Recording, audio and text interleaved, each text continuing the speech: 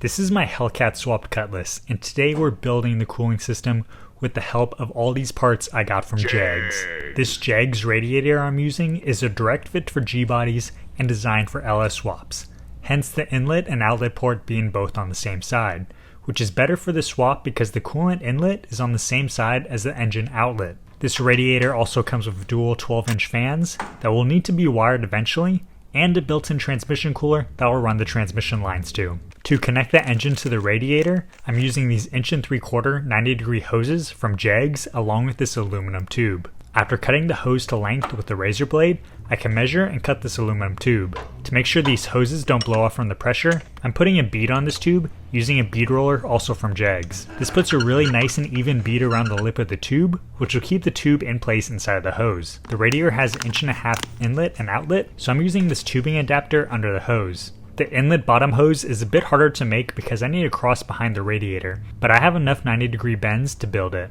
Everything is secured with these hose clamps from JEGS, and now I can fill the cooling systems with this very bright pink coolant, which is a great reminder of JEGS' commitment to sorting breast cancer research.